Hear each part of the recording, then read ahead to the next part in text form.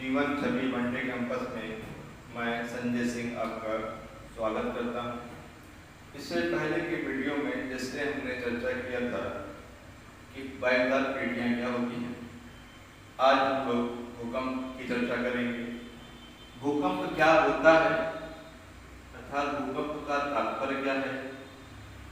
तो अगर हम भूकंप के तात्पर्य की बात करते हैं कि भूकंप का तात्पर्य क्या है, भूकंप किसे कहते हैं,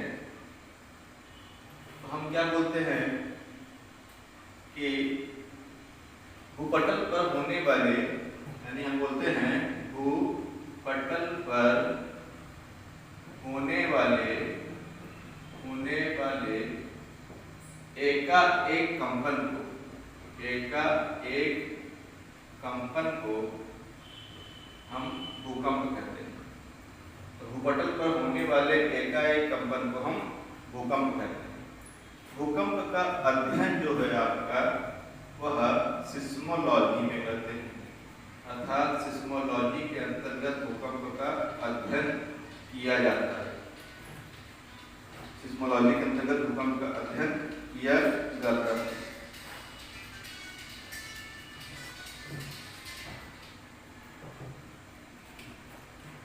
सिस्मोग्राम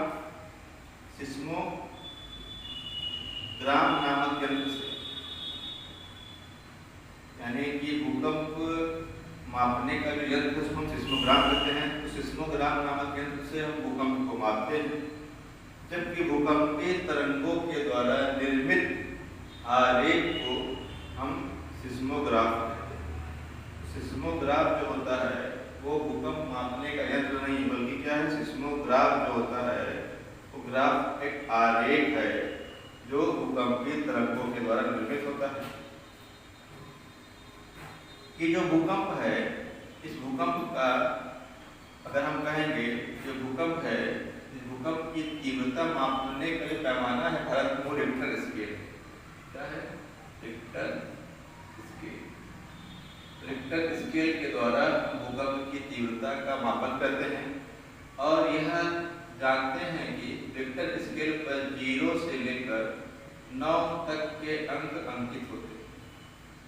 भारत में रिक्टर स्केल के द्वारा ही भूकंप के परिमाण का मापन करते हैं। तो यह भूकंप के परिमाण का मापन करने का पैमाना है रिक्टर स्केल, इस पर 0 से लेकर 9 तक के अंक अंकित होते हैं। भूकंपी तरंगों की बात करते हैं। हम देखते हैं भूकंपी तरंगें क्या होती हैं, यानी भूकंप जब आता है तो किन तरंगों के प्रभाव से भूकंप आता है। हम देखते हैं जो ये भूकंपी तरंगें होती हैं, ये तरंगें 3 प्रकार की होती हैं। एक होती है पी तरंग, जिसको हम प्राथमिक तरंग भी कहते हैं। दूसरी होती है एस तरंग, जिसको हम द्वितीयक तरंग कहते हैं। तीसरी होती है आपकी एल तरंग, जिसको हम लव तरंग कहते हैं। इसको हम क्या बोलते हैं? इसको हम प्राथमिक तरंग कहते हैं, प्राथमिक तरंग कहते हैं।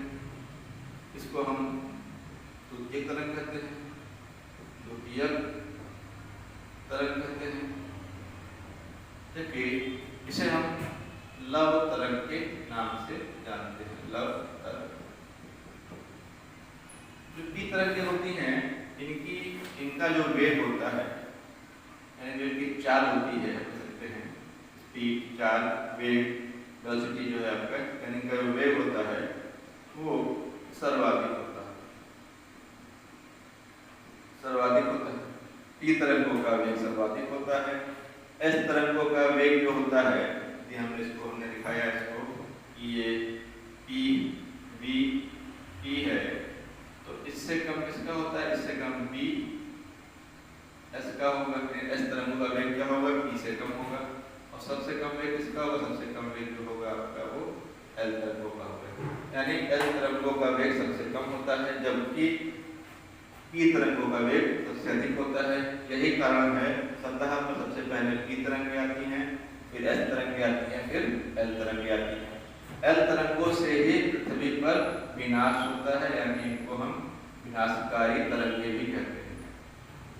पी और एस तरंगों से किसी प्रकार का कोई नुकसान नहीं होता है और इसको हम लोग अनुभव भी नहीं कर पाते हैं, जबकि एल तरंगें जो होती हैं यही पृथ्वी पर विनाश का कारण है।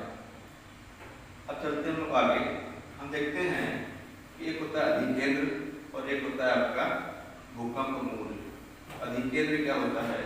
हमने कहा ये पृथ्वी है और इस पृथ्वी की सतह से या हमें गैर पृथ्वी के भीतर जहाँ पर भूकंप की उत्पत्ति होती है उसको हम बोलते हैं भूकंप मूल। यानी क्या होता है? वो भूकंप मूल होता है। तो भूकंप मूल वह स्थान होता है जहाँ से भूकंप की उत्पत्ति होती है। इसे हम फोकस यानी F से दिखाते हैं।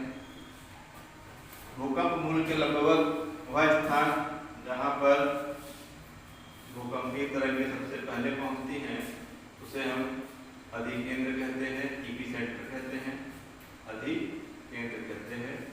और अधिकेंद्र पर भूकंपीय तरंगें सबसे पहले पहुँचती हैं। अर्थात भूकंप मूल वह स्थान होता है जहाँ से भूकंप की तरंगें उत्पन्न होती हैं।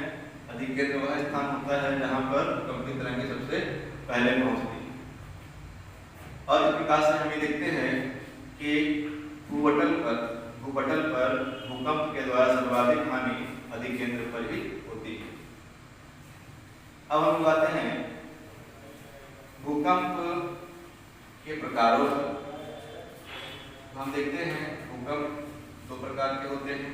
एक होते हैं बड़े भूकंप और दूसरे होते हैं आपके छोटे भूकंप। तो बड़े भूकंप क्या होते हैं? ऐसे भूकंप, ठीक है, जिनकी तीव्रता बहुत ज्यादा होती है और यह प्लेट विवर्तन घटनाओं के द्वारा उत्पन्न होते हैं या भ्रंशन क्रियाओं से उत्पन्न होते हैं अथवा ज्वालामुखी क्रिया के द्वारा उत्पन्न होते हैं। ऐसे भूकंप को हम बड़े भूकंप की संख्या देंगे। जबकि छोटे भूकंप के अंतर्गत ऐसे भूकंप आते हैं जो मानव जनित कारण से होते हैं। यानी हम ये कहें मानव जनित कारण से होते हैं। इसके अंतर्गत जैसे हमने कहा कि बड़े बांधों का निर्माण करना, बड़े बांधों का निर्माण, उसके अलावा भारी परिवहन एवं विस्फोटक का उपयोग करना। यानी कि जो हम विस्फोटक सामग्री उपयोग करते हैं, परमाणु बम का परीक्षण करते हैं, उसके द्वारा भी भूकंप आते हैं। इस प्रकार से भूकंप का ये छोटे मोटे भूकंप जो है मानव जनित कारणों से आते हैं, जबकि बड़े भूकंप का कारण कहीं न कहीं प्लेट विवर्तन, दंशन और ज्वालामुखी क्रियाएं होती है। हम देखते हैं अब भूकंप का वितरण क्या है। अगर हम वितरण की बात करते हैं भूकंप के, तो भूकंप का वितरण की बात करते हैं तो हम ये जानते हैं कि भूकंप का सर्वाधिक जो भूकंप आते हैं वह प्रशांत महासागरीय पेटी में आते हैं।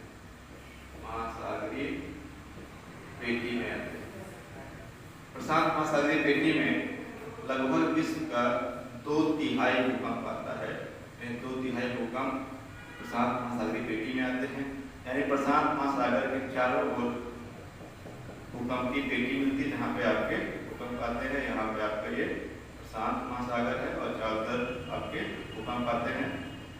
यहाँ पर प्रशांत महासागर के इस किनारे पर जापान स्थित है, जहाँ प्लेटों के टकराने से ही भूकंप सर्वाधिक मात्रा में आते हैं और यही कारण है कि जापान में भूकंप की बारंबारता बहुत ज़्यादा होती है। तो हम ये कह सकते हैं कि भूकंप के अंतर्गत सर्वाधिक महत्वपूर्ण पेटी जो है आपकी ये प्रशांत महासागरीय पेटी है, जहाँ विश्व का लगभग 2/3 भूकंप आता है। इसके अतिरिक्त मध्य महाद्वीपीय पेटी में भी भूकंप आपके आते हैं। ये मध्य महाद्वीपीय पेटी जो है आपकी भूमध्य सागर से होती हुई आपका ये हिमालय को लेते हुए ये जावा सागर तक आपका जाता है। इस प्रकार से मध्य महाद्वीपीय पेटी में भी भूकंप आते हैं और भारत जो है इसी मध्य महाद्वीपीय पेटी में ही स्थित है। और इस प्रकार से हम देखते हैं ये भूकंप जो है इन क्षेत्रों में ज़्यादा आते हैं।